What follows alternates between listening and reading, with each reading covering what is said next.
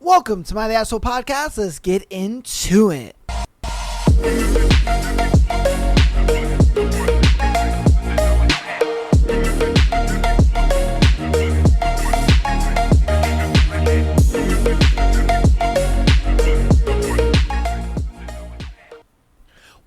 Welcome to Am I the Asshole Podcast. Woo! It is a beautiful Thursday episode, you people's favorite episode. And yeah, man, we're going to be getting into some more Hooked. We have chapters 38, 39, and 40 today on deck. I know you guys are excited. I've been seeing you lovely people down in the comments telling me that you have gotten all caught up and you're ready for more. So we definitely have some more for you. Again, we are taking book recommendations at this point because we are 80% done with this book. So we are definitely getting very close to being done with this book. So yes, definitely give us some more book recommendations. I do have a few books lined up. So keep sending in your recommendations and, we'll get to them, all right? But without further ado, we're going to get into today's thread. We're going to breeze on through that so we can get to the book. And, so today's thread is, what did your partner do that made you instantly realize you could never marry them? All right, so let's see what your partner did that made you realize I could never marry this person, all right? Yelling at me that they were the catch in the relationship. All I was catching was raising an adult person who hoards, mistreats two cats, refuses to work, and funded smoking habits with payday loans. Wow, that's crazy. Bruh. Where did you get this man? You know what I mean? All right, we already know it was a guy. All right, let's be straight. Where did you get this man? He's mistreating two cats. How dare you? How dare you?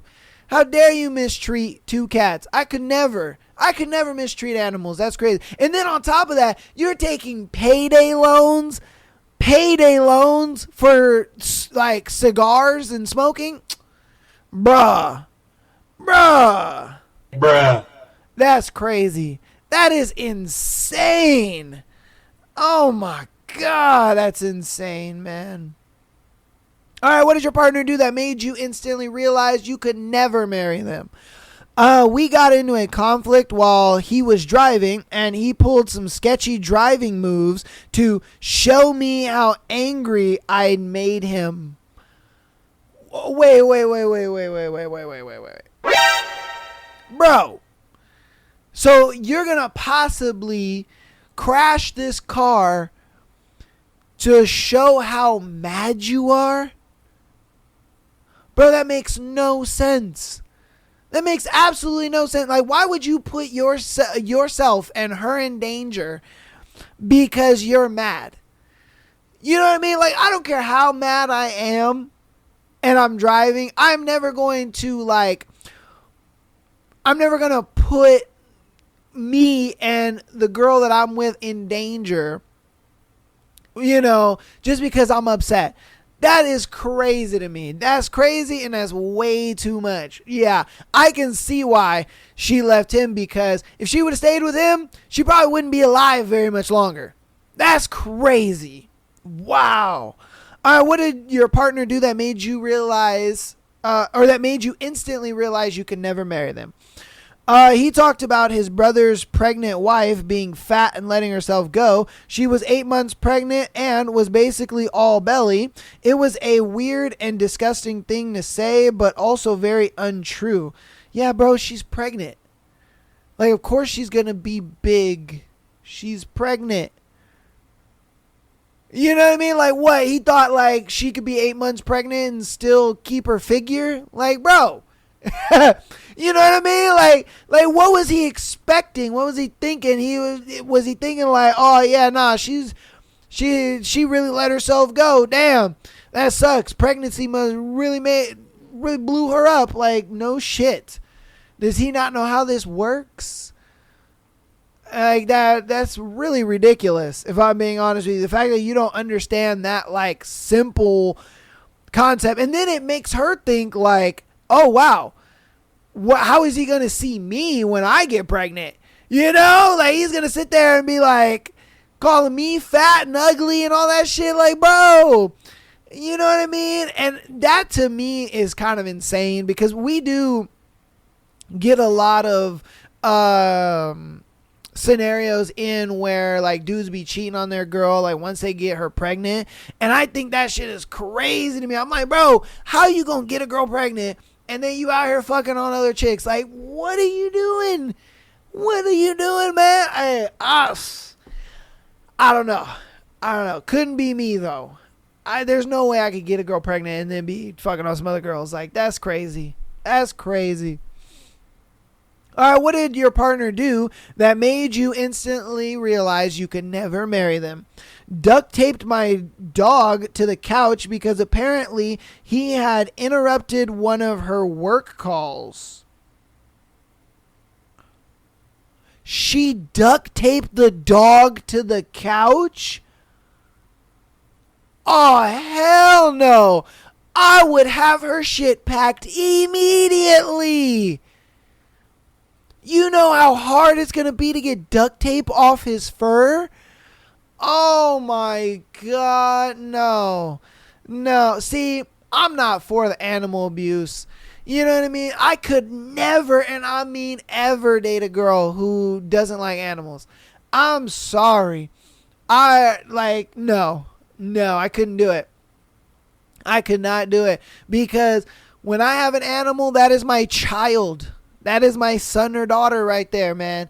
And imagine if that was a kid. Imagine you come home and your child is duct tape to the couch. Imagine that.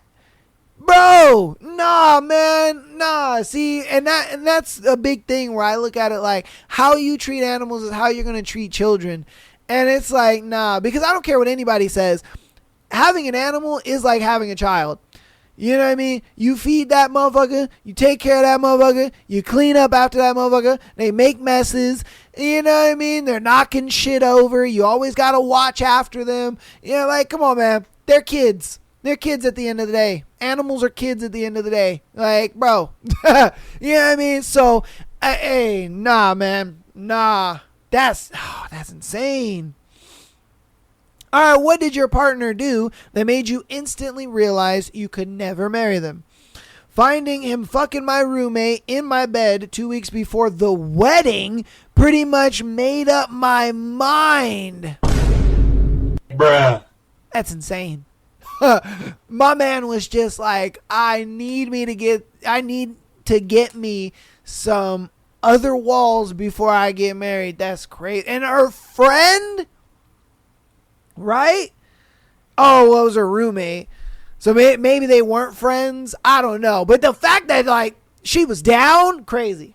Crazy. I don't know how he talked her into that, but... Because it's not like the roommate didn't know they were going to get married. You know what I mean? It's not like she didn't know. She knew. But she decided to do it anyway. Like that, hey... Man, that's crazy. That is crazy. All right. What did your partner do that made you instantly realize you could never marry them? He cried because the maid was on vacation and he had to wash his own sneakers. That killed me inside. Yeah. Your man is kind of a baby back bitch. And that will make your girl not see you as a man anymore. She will lose respect for you. I've always said it on this show, man. You can't sit there and be crying in front of your girl. You can't sit there and be vulnerable in front of your girl. Nah, bro. Nah, because she gonna look at you like, what the fuck? Like you're supposed to be like my protector. You're supposed to be my provider, and you're over here crying over some shoes. You over here crying because your shoes aren't clean? Oh, that's crazy. You can't do that shit yourself? You can't be a man and do it? Nah, hey, that's what I'm saying, man. you gotta be firing on all cylinders as a man. You know, you gotta make sure you got your shit together. You gotta make sure your T's are crossed and your I's are dotted. And if you are gonna be, crying about something, you cry to the homies. Cry to the homies. Yeah, they gonna call you a bitch and all this shit, but hey, at least they ain't gonna break up with you. You know what I mean? At least your girl still respects you. At least your girl still love you. You know what I mean? Like, bro, all these dudes be crying to their girls and shit. I'm like, bro, what are you doing? What are you doing? Nah, man. Nah. Because she's going to sit there and act like, oh, no, it's okay, and this and that. But in the back of her mind, she like, oh, man, he better straighten up. He better straighten up real quick. This better only last for today. Tomorrow, he better be straight, ready to get back to work or something. Like, it's a sad reality, but it's the truth. It is the truth, man. All right. Oh, shit. Oh, what the fuck happened? Oh, wait. Okay, here we go. All right. I'm like, what the hell happened? Okay, what did your partner do that made you instantly regret, hold on, I'm sorry. What did your partner do that made you instantly realize you could never marry them? He played a game on his phone while I poured my heart out about how I had been struggling with my mental health and taking care of myself. I didn't really have the wake-up call until I stayed at his place for 2 weeks with my cat while I was very sick with a mystery illness that lasted about 4 months. He didn't clean the entire time that I was there, leaving dishes to pile up and surfaces to be sticky and grimy. One night I got so fed up that I spent 2 to 5 a.m. deep cleaning the kitchen, only taking breaks to throw up from the illness. When he saw that I cleaned in the morning, his response was, I don't know why you picked the kitchen to clean. My room is messier and I would have slept right through it. Wow. And see, look, man, I've gotten a lot more of these situations recently where, somebody in the relationship has like I would say chronic illness, and as me that has gone through something like that, where I've been with somebody for multiple years with a chronic illness, it is not for the faint of heart, man. Some people need to realize that, like, if you're the type of person who has a chronic illness and you just see that your partner is just not supportive through it, they are just not the type of person that can really handle being with somebody who needs that much attention and that much assistance, because again, I like I said, my ex, she had POTS, and POTS was no joke. It was a 24-hour illness, man. POTS didn't sleep. You know what I mean?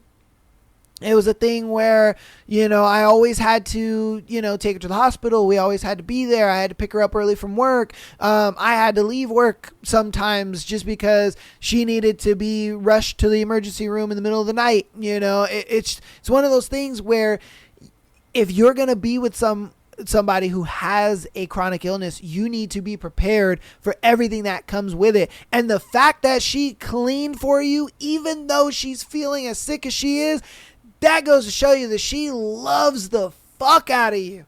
Like, bro, hey, like I said, some people, they're just not equipped. They're just not equipped for it. And you need to be able to be equipped for that. And I think he just wasn't. And it's good that you got out of that relationship, because that dude was a piece of shit. Woo, man. Oh, my God. All right, on to our next one. What did your partner do that made you instantly realize you could never marry them? Started collecting illegal weapons like brass knuckles, switchblades, etc., and discussions on what he would do to hurt others with said weapons. He got an assault charge 2 weeks after we broke up. Woo! Good thing you got out of that relationship, because that assault charge would have probably been on you. Oh, Lordy. Oh, my Lordy. Yeah, that's insane. Look, I'm all for the Second Amendment. All right? I own a gun myself, but I own it in self-defense and in proper use of that said weapon. You know what I mean? I don't go around brandishing my shit. I don't go around telling people I got it. Obviously I am, talking about it now just for the context of the scenario, but it's one of those things where it's like, yeah, man, if you out here dating a dude that's got it in his waist all the time and he over here, constantly trying to like use it against people and stuff, those are the type of motherfuckers you need to run, because those dudes are about to drag you into some shit. You know what I mean? They are going to drag you into some shit, because those dudes, nah, man. Nah, I can't stand those kind of guys. Those guys piss me the fuck off. Dudes that like to just brandish their firearms all the time, and, they got it in their waist all the time, acting like, they're tough guys and this and that. And it's like, look, bro, you're fucking nothing without that. You know what I mean? You only acting like that because you got it on you. You know what I mean? And it's crazy to me that I see these dudes and they'll be in relationships and stuff like that, and their girl is scared to hell. You know what I mean? Because it's one of those things where it's like, if he does something with that, you know what I mean, or commit first degree, whatever, like, bro, she's dragged into that shit. So, hey, nah, man, nah. All right, on to our next one. What did your partner do that made you instantly realize I would never marry them? I had a bad reaction to antibiotics and ended up in the hospital. Drove myself there and home. Damn. They spent the next 3 days on a coke binge with friends, each day saying they'd be home that night just to come up with an excuse like their ride left already or something equally ridiculous. Their reasoning, there was nothing they could do anyways, so did I expect them to just sit there and stare at me? No apologies, nothing. Damn, bro. Damn. You got... See, I'll never understand these people, man. They sit there, there's nothing I could have done anyway. No, bro. Just you being there and you just standing there, you being at the hospital, like, that will mean the world to her more than anything. You just doing that. And trust me, I know I was in those shoes. I was in the hospital 2, 3, 4 in the morning. You know what I mean? Where I had to literally look at, the woman I loved in a bed, and she's sick to all hell, and we don't know what's going on with her. We're trying to figure things out, and you know what I mean? But me just standing there, half asleep, meant the world to her.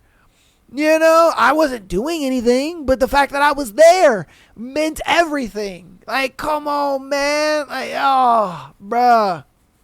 Yeah, that's crazy. That is crazy. And then on top of that, you kind of knew what you were getting into, you know what I mean? Dating these kind of dudes, dating these party guys, these cokeheads, yeah. I don't know why you girls love these drunks and these druggies and all that. Hey, man. Do your thing. All right, on to our next one. We'll do 3 more and we'll end the thread. What did your partner do that made you instantly realize you could never marry them? You're not going to get fat like your mom, are you? Said by my high school boyfriend of 2 years after we went to college. Took me a week to dump him after that comment. Damn. That's fucked up. But I'm kind of with him. I won't lie to you. You know what I mean? Because it is one of those things where it's like, for me personally, I never want to see, I don't want to be the type of guy that I get into a relationship, I get married, we have kids, whatever, and I let myself go. I'm not doing that. Nope. I'm always going to eat healthy, take care of myself. You know what I mean? I'm going to fit workouts in when I can. I'm going to make sure to stay active, even if we have a kid, whatever. Like, you know what I mean? And I look at it like you should too. If you're the type of woman that's just gonna, I got the guy, cool, I don't have to like work out anymore, I don't have to try anymore. To me, that just tells me it's like, all right, you don't want to stay attractive for me. You don't want to continue to put in the effort even after the fact. So if I'm being honest with you, I kind of agree with homeboy. Like, I'm just gonna be straight.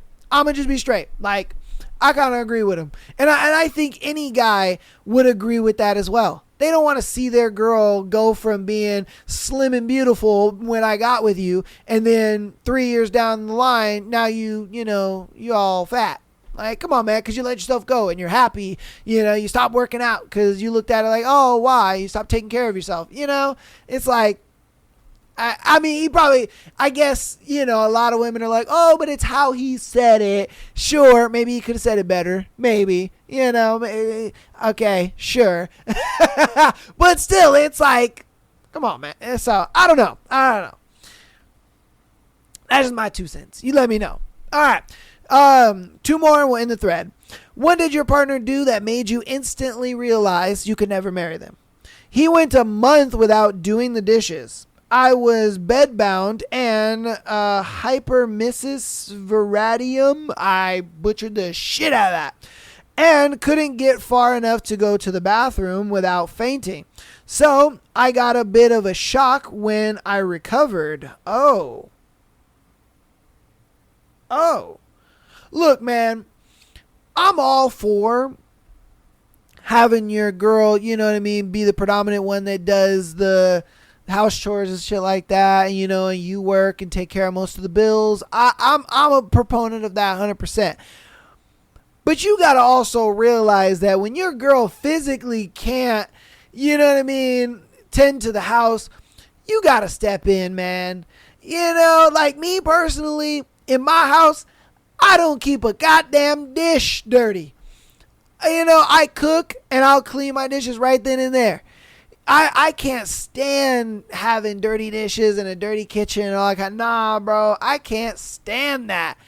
I'm not necessarily a neat freak or anything, but I do like having my area clean, just because when it is clean, you're kind of like, you just feel a little better and everything's nice. I don't know how you could go a whole month and just looking at dirty dishes, looking at dirty counters, and looking at dirty shit. Like, bro, there's no way. It would bug me way too much. It would bug me way too fucking much, and I would do it. Especially if I had precognitive knowledge that my wife is in bed, she can't even get to the bathroom without passing out. Like, come on, man. Like, hey, that's insane. Some people just, golly, man. I don't know. What do you guys think it is? What do you guys think that it makes, these people so like lazy in a relationship to the point where they feel like they don't got to do nothing? You know what I mean? They feel like, oh yeah, nah, it's cool. It is what it is.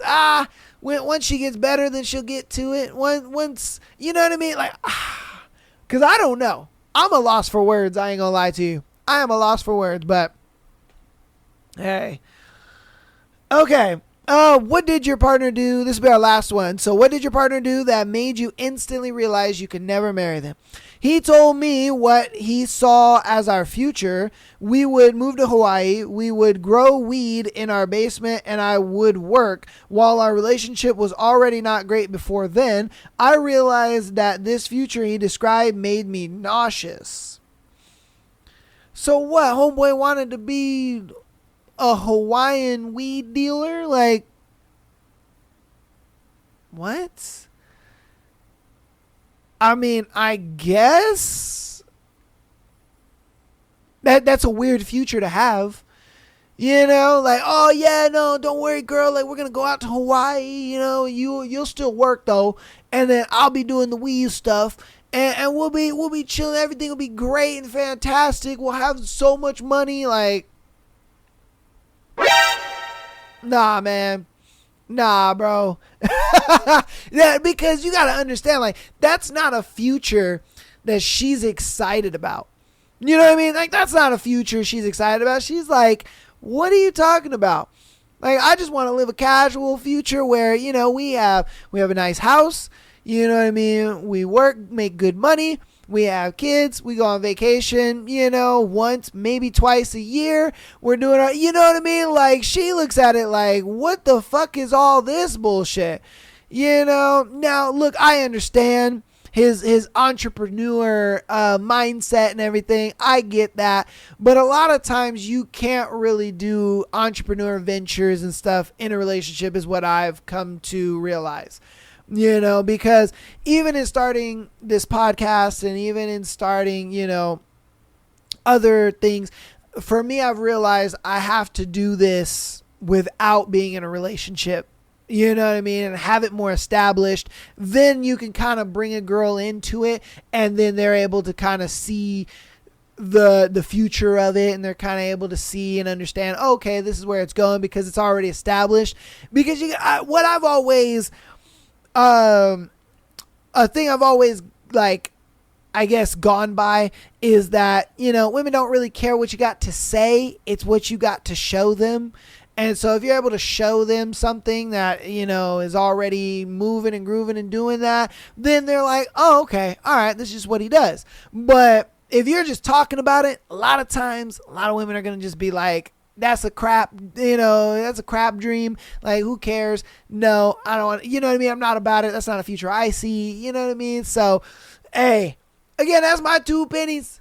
You guys let me know what you think about it in the comments, as well as all the scenario, all of the thread that we've gone over today. Let me know if you've ever been in a situation or had a friend or anything like that in a situation where you realize, damn, there's no way I can marry this person. Let me know down in the comments. Get a part of the thread. We're going to hop through announcements and get right into our book. All right. So, Patreon.com/Am I the Asshole Podcast. Get an exclusive episode every single Friday, as well as being able to send in your scenario to be featured on the Tuesday and Sunday episodes. Audio listeners, thank you guys so much for all the support while I was out in Cabo. Oh my goodness. You guys were still showing love. I made sure that you guys still had your hooked. Don't worry. You guys definitely showed a lot of love on the episodes while I was gone. And yeah, man, we're back. We're back in the hot seat doing our thing. So, you know what I mean? We got our, I did not want you guys to miss any content, nothing like that. So I made sure to pre-record a bunch of fucking episodes just for you guys. And, you know, get everything ready. You know what I mean? Train don't stop, baby. So thank you for all the support. Keep downloading the episodes as well as rating us 5 stars. Follow us on Instagram, TikTok, as well as subscribing on YouTube. YouTube for all the videos as well as the live streams. If you ever miss a live stream, I do have the VOD on there. Definitely get a part of join our Discord. I have that link down in the description for you guys. Join our Discord. Discord is just there to let you know when I start live streams, when I upload episodes, when I upload clips, all that kind of stuff. It's pretty much just a notification center. It's just if you guys use Discord. So get on down there, check that out, get a part of that. But yeah, that's going to be it. Without further ado, let's get on into Hooked. And I believe we're doing chapters 37, 38, and 30. Oh, no, I'm sorry. It should be 38, 39, and 40. All right. So let's get on into it.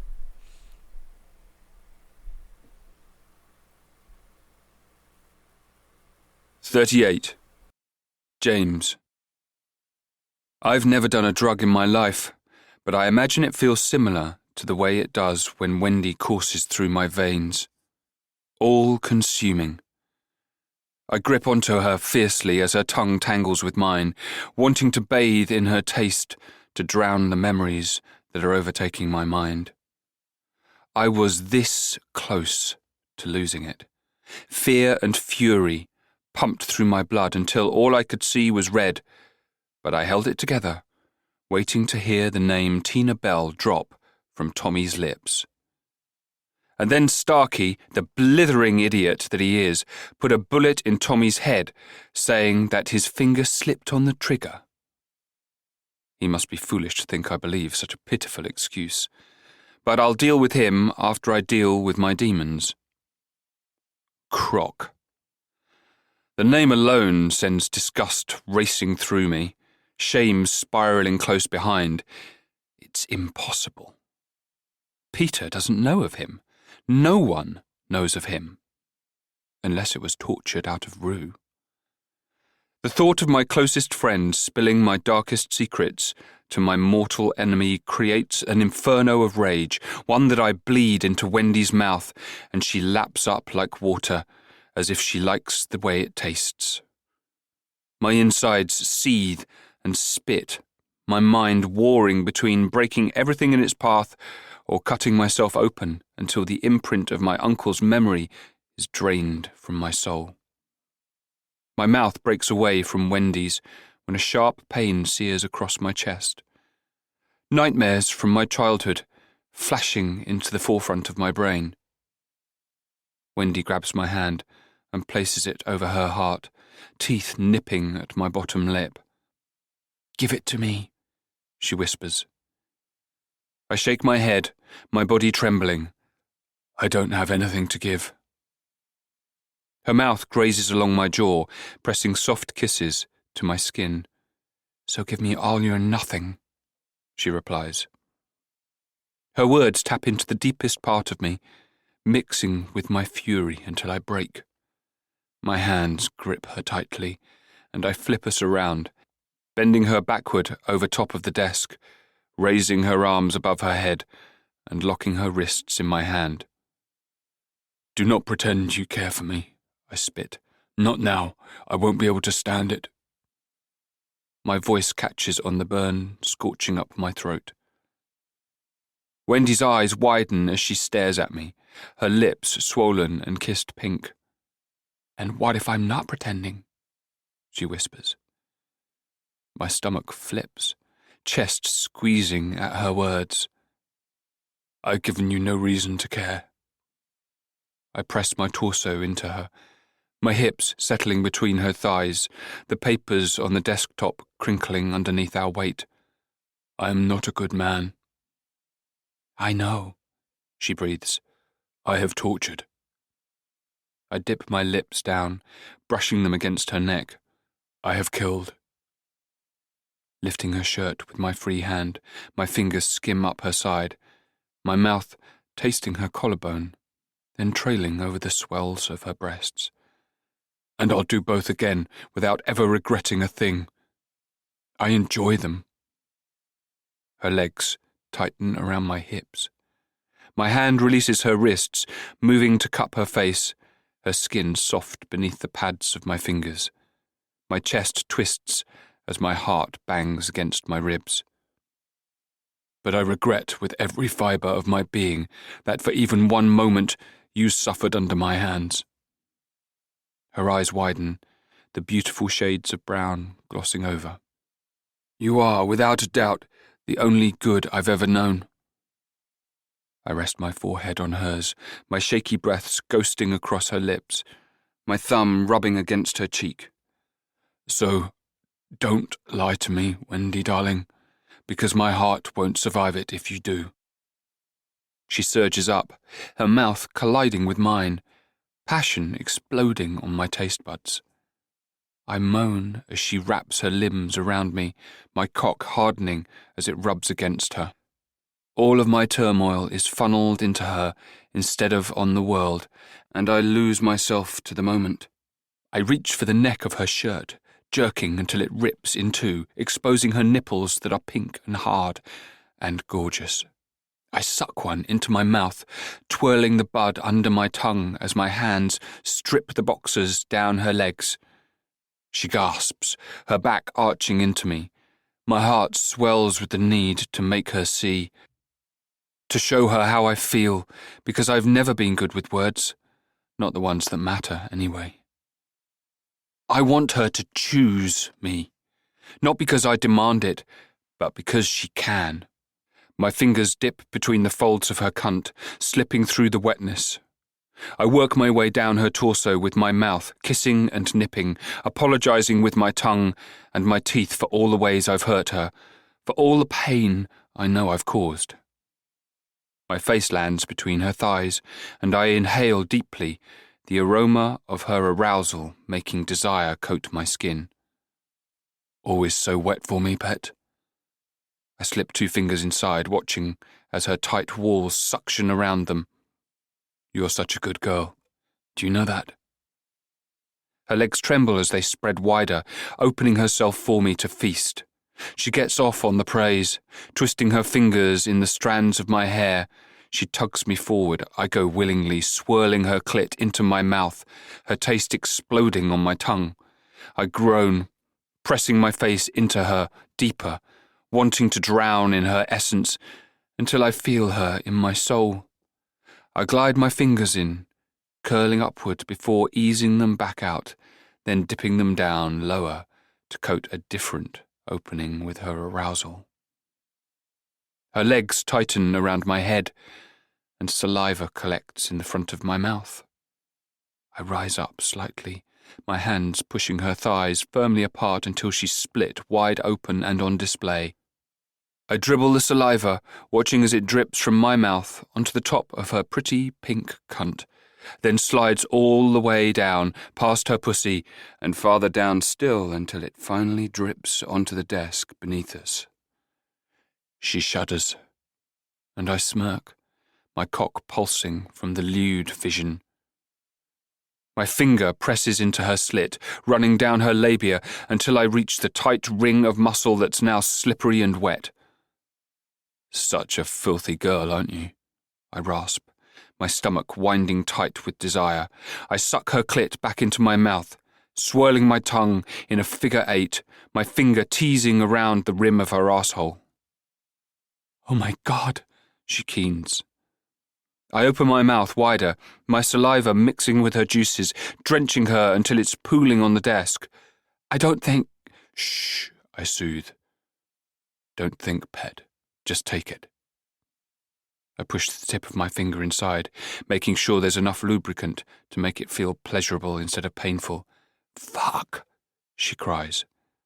My mouth dives back in, tongue alternating from dipping inside her pussy to twirling around her clit.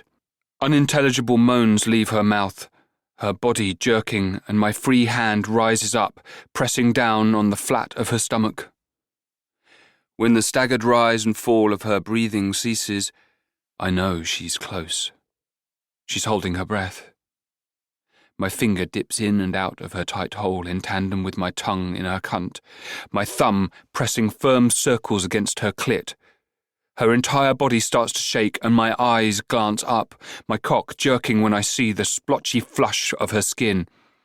She opens her mouth on a silent scream, her body arching off the desk, and the inner muscles of her arse grip my finger like a vice. I work her through her orgasm, drinking down her juices and groaning from her taste. The shaking turns to trembles, and I slowly lick my way up her body until my lips press against her ear. I slip out of her arse until just the tip of my finger is pressing against it. One day, I whisper, I'm going to take you here. Feel your muscles milk the cum from my cock while you pleasure that sweet little cunt. She sucks in a breath, her eyes wild and her cheeks ruddy. Would you like that? I whisper, rubbing my nose along her cheek. Her hands reach out and grip my face, pulling me toward her, and then she licks her juices from my mouth, her eyes heavy-lidded as she moans at the taste. My insides clamp tight, my length jerking. She moves her touch from my jaw as her tongue slips between my lips, her palm sliding down to grapple with my belt buckle. I help speed up the process, stripping off my pants until my cock springs free, thick and engorged, dripping with the need to be inside her. Her fingers move to my shirt, and I freeze. My hands shooting to cover hers, not wanting her to see the imperfections of the past marring my skin. It's okay, she says. She sits up until her face is level with mine, the flat of her palm resting on my chest, directly over my heart. I'm not pretending. I breathe in deeply, my emotions running haywire, fear flooding my veins as she slowly undoes my shirt, one button at a time, until she slides her hands underneath the sleeves, the fabric slipping off my skin. I stand stoic, my jaw set, bracing myself for what I know she's about to see. She scoots closer, her legs wrapping around my hips, nestling my cock against her centre. James, she whispers. The name rolling off her tongue undoes me. Something warm and needy exploding through my chest. I raise my arms, allowing her to lift my undershirt and toss it to the side. And then I wait.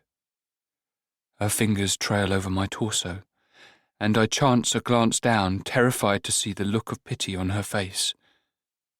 But I don't. Her gaze is wide and open as she touches every scar, many of them from the nights my uncle decided to nick my skin, knowing the sight of my blood caused terror to paralyze me in place. My heart pumps erratically in my chest. Her hand ghosts along my hip, the jagged line searing up my side, burning from her touch. "What happened here?" she asks. I grit my teeth. "Plane crash."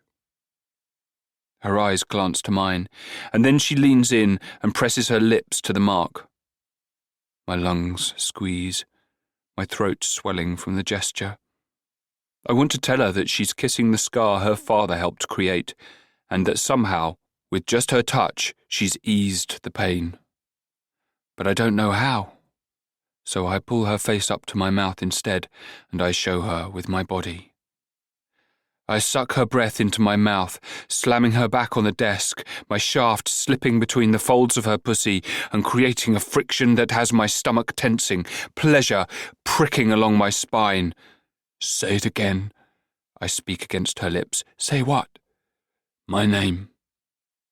I grind into her, heat spreading through every cell. Her eyes roll back as the tip of my length presses against her clit. "James," she breathes.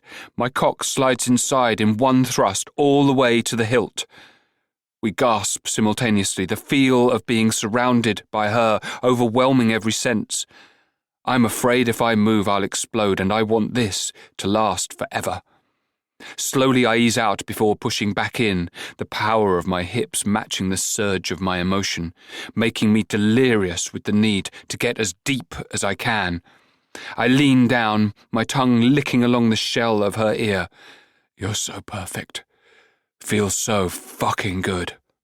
She groans, her fingernails digging into my shoulder as her hips rise to meet mine.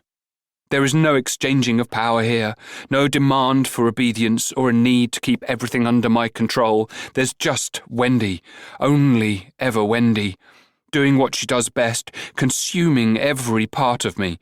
My torn-up heart rattles against its blackened cage, beating just for her, hoping she'll learn to love it through the dirt. "Again," I demand. "James," she moans. I bite my lip, my insides raging with heat as my hips piston into her, balls slapping against her ass with every inward stroke. "I want you to tell me that you're mine." She cries out as I change the rhythm, my cock seated fully inside of her, my hips grinding against her clit. I cut her off with a kiss, needing her to understand what I'm asking. "I want you to tell me, but not because I say to, not because I ask." I drop my head in the juncture of her neck, my breathing shallow and hot, my orgasm building deep in my gut as I pull out, then slide back in, rotating my hips against her. "I want you to say it because you are mine, because you're going to stay, even though we both know you should leave." Her breathing stutters, her hand framing my face as she stares deep into my eyes. "I'm yours, James." Heat bursts inside my chest, and I pick up my pace, her words pouring into my soul and filling up the cracks in my heart. The sound of our skin slapping mixes with her moans until she tenses and then explodes. Her pussy walls clench around me, urging my balls to tighten, my muscles seizing until they ache. Cum pulses through my shaft, my cock jerking wildly inside of her as I coat her womb with my seed. I collapse on top of her, breathing heavily, my mind finally at peace. It's in this moment that I know, as crazy as it seems, that I love her. And that terrifies me more than anything else ever has. 39. Wendy. I'm in front of the mirror, adjusting the ill-fitting clothes Moira brought, since what I was wearing is now shredded on the floor, something I've noticed James loves to do. My eyes flicker to him through the mirror as he stands behind his desk. He's finally washed the blood off his arms and is now buttoning up his shirt, covering the scars that mar every inch of his torso. My heart twists, wondering how they got there, and feeling a heavy sense of purpose, knowing that he let me see. He opens a drawer and pulls out a gun, slipping it behind his back in the waistband of his pants, before grabbing his suit jacket and sliding it up his arms, buttoning it in the front. My abs tense at the sight. "You're really too attractive for your own good," I say. His head snaps up, a grin sneaking on his face as he saunters over, stepping behind me and pressing kisses to my neck. "James?" My heartbeat pounds in my ears. I'm not sure where we stand, part of me feeling as if I'm balancing in the middle of a teeter-totter, unsure which way it's going to shift. He hums against me. "Can I spin around, my hands resting on his chest. "I want to see my brother." He nods. "All right." Relief pours through me. "And," I bite my lip, "I'd like my phone back." "Done." His brow lifts. "Anything else?" "And I want you to tell me you weren't with Moira." I rush out, heat singeing my cheeks. He pauses. "Ever?" I cringe. Well, obviously not now. I know you'd be lying. His fingers tilt my chin up until I'm staring into his eyes. "I haven't been with Moira or any other woman since the moment I touched you." I blow out a deep breath, my stomach slowly unraveling from where it's tied itself into knots. "Okay." His lips twitch. "All right." "Okay," I say again. "And just so we're clear," he presses his thumb into my chin, "if someone else touches you, I'll cut off their hands so they can never touch anything again." My chest spasms. "You're so violent." He grins. "It's just who I am, darling." Are we... I'm not still being held. "Wendy, you're free to do as you wish. Your father, he..." "No, I know." I cut him off, not wanting to talk about my dad. The wound's still too fresh. "You don't?" He touches his side, where the jagged scar mars his skin.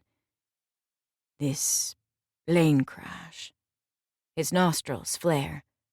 "It was on one of your father's flights." I gasp. "What?" He shakes his head. "This isn't the place to talk about this, darling." Irritation flares in my gut, not wanting to be brushed off, the way I always have been when I've wanted to know what was going on. I open my mouth, but his finger covers my lips. "I'll tell you whatever you wish, just not here." A heavy feeling sinks through my insides. "Are you going to kill him?" I whisper. He sighs. "You need to understand. Your father, he's taken almost everything from me." His thumb brushes across my lip. "And while I would do anything you asked, please don't ask me for this." My heart pinches, desolation running through my veins. "But Tears well behind my eyes. "He's my father." "Yes, well." His head cocks to the side. "He's the one who killed mine." I'm back on James's boat, sitting on the sun deck in the exact same spot he brought me for our first date. It's been 2 days since he fucked me on the desk at his strip club and then shredded my mind to pieces when he opened up about his past. About my father. Bile burns on the back of my tongue when I think of James, a child, going through what he did at the hands of his uncle. Living through the pain of losing his parents and watching the person responsible for that loss smile on magazine covers for years without any repercussions. My soul is sick from the thought of the torment that has scarred up his heart. Still, I can't reconcile him killing my father, and me just accepting it. But how can I ask him not to after what I know he's done? And I don't understand why. Why would he kill his business partner? Why would he kill Rue? It just doesn't make sense. That being said, knowing the root of the issue does lessen the sting of James having done what he did to me. It doesn't make me forget, but I do understand his anger at least a little bit. And maybe that makes me stupid. Maybe I'm still naive, but James is the only one who has ever trusted me enough to tell me the truth, to let me in on what the hell is going on so I can gain some understanding. He's taken a risk by telling me, and so I can take the risk by trusting when he says he cares. I've had my phone back for over 48 hours. I've gone through the messages and calls from Angie and from the Vanilla Bean, firing me for being a no-show. But there wasn't a single missed call from my father. Not a single one. Nothing from John either, although I texted him and asked how everything was. The sliding door opens, Smee walking onto the deck with a tray of sliced veggies and a smile on his face. He sets them down and sits. "Bossman said to make sure you eat while he's gone." I could have gotten something for myself. I grin at him. Smee waves me off. "It's no big deal. This is my job, remember?" He pushes the tray toward me on the table and I reach out, grabbing a green pepper and popping it in my mouth as he cracks open a beer, taking a long pull. "Where are you from, Smee? How'd you end up working for James?" He picks up a carrot and takes a bite, relaxing against his chair. "Oh, it's really not all that interesting. I came up on some tough times years ago, and he helped me out." My heart swells. He did? He nods. "Got me off the streets, put me up in this place, and told me I could stay as long as I learned everything there was to know about yacht maintenance." "And did you grow up here in Bloomsburg?" I'm not sure why I'm asking him so many questions. Maybe it's because if I'm planning to stay on the boat, I'll feel more comfortable if I get to know its inhabitants. Or maybe it's because I'm desperate for a distraction from the upheaval James's recent revelations have caused. He takes another sip of his beer.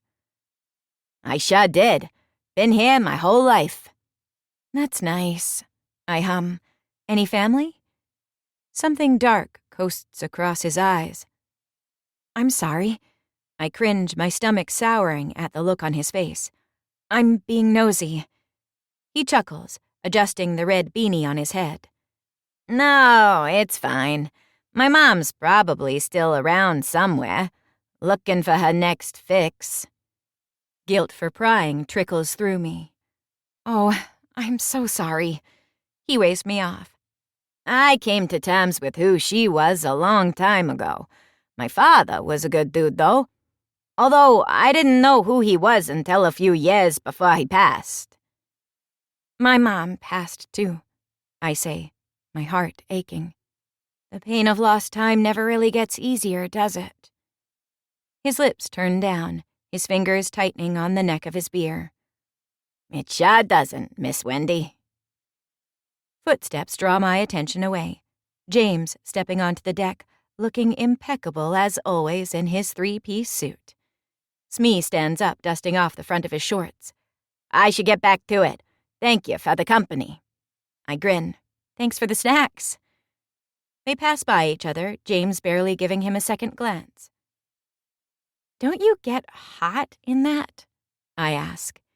He ignores my question, swooping down and meeting my lips for a kiss. His tongue slides into my mouth, and my eyes flutter closed, losing myself in his taste. He breaks away, resting his forehead on mine, his thumb caressing my cheek. Unfortunately, I have business that needs my attention. Will you be all right here? Yeah, I'll be fine. I was thinking about stopping by the Vanilla Bean anyway. His mouth twists. James, you told me I was free to go, and now you're— Darling, please. He sighs, pressing another peck on my lips. You are. Forgive me for wanting to keep you to myself. I'll leave the keys to the Aston if you want to use it. The knot in my chest loosens. Thank you. Do me a favor. Don't take off that necklace. My brows furrow. Still? Humor me. He grins. I like knowing jewels are decorating your skin. His fingers brush along the diamonds. Make it back home by dinner. I have a surprise. Okay. I smile, butterflies fluttering in my stomach. Home. He says it effortlessly, as if this place is mine and it's where I belong. But I'm still teetering on the edge, unsure if this is all too good to be true, if maybe he's still using me for some master plan. I push the thoughts aside and head inside, choosing to ignore the whispers of doubt. 40. James. I sigh, flipping the station from the news. They've been speaking of nothing besides the Neverland fires, and while it does bleed a bit of satisfaction through me each time I see the rubble and destruction, I can't help but be frustrated that nothing has come of it. In fact, for a man who's as popular as Peter, he seems to have disappeared off the face of the planet. It leaves me feeling uneasy. Everything, as of late, seems to be leaving me unsettled. A foreboding feeling, a storm brewing without a radar, no idea of when it will hit or the destruction that will be left behind.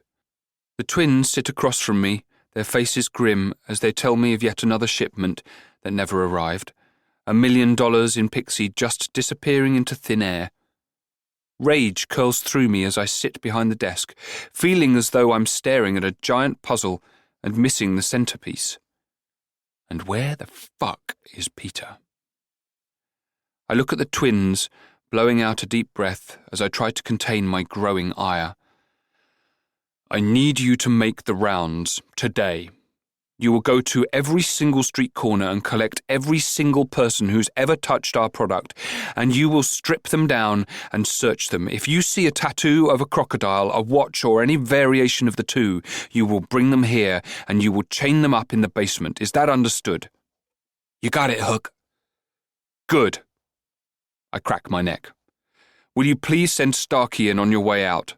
They leave and my stomach twists at the reminder of the tattoo, as if it were plucked directly from my nightmares and drawn into my skin with ink. But that's impossible. Starkey opens the door, his eyes wide and cautious. Sir? My jaw clenches as I stand up, buttoning the front of my suit and walking around the desk toward him. It's silent for long moments until I finally speak. Remind me again, Starkey, why it is you interfered the other night. It was an accident, Hook. I didn't mean to. He looks down. I'm willing to take whatever punishment you think is fit. The corner of my mouth curls up, although inside my stomach is rolling. And what if I see fit to end your life? After all, the punishment should match the crime, don't you agree? He swallows, his fingers twitching at his side. My eyes track the movement. It was an accident, he repeats. I nod, stepping toward him. I don't pay you to have accidents. My nostrils flare, fingers twitching to grip my blade and sink it into his skin. But it wouldn't look good for morale if I killed him now. Up until this point, Starkey has never been a bother, and between Rue's death and the whispers on the street, the last thing I need is for my inner circle to feel as if they aren't safe in my presence. You've always been extremely loyal, Starkey. One of the best. One that, up until the other day, I would have trusted with my life. His jaw clenches, and I take out my knife, flipping the blade and using the tip to tilt up his chin. Do not do something so foolish again, or next time I won't be as lenient. He bobs his head, his eyes glancing down at where my fingers press metal to skin. Thank you, he says, and I'm sorry, I didn't mean... I hold up my hand, stepping back. I want you to find Peter Michaels's assistant, Tina Bell, and I want you to bring her to me. Do you understand? He swallows and nods. Go. With every minute that ticks by after Starkey leaves, my body winds itself tighter, my brain feeling as though I'm watching a TV with static. I have to be missing something, but for the life of me I can't figure out what it is. When I finally make it back to the marina, having had a pit stop on the way home, grabbing a bottle of champagne and a bouquet of roses, I'm exhausted.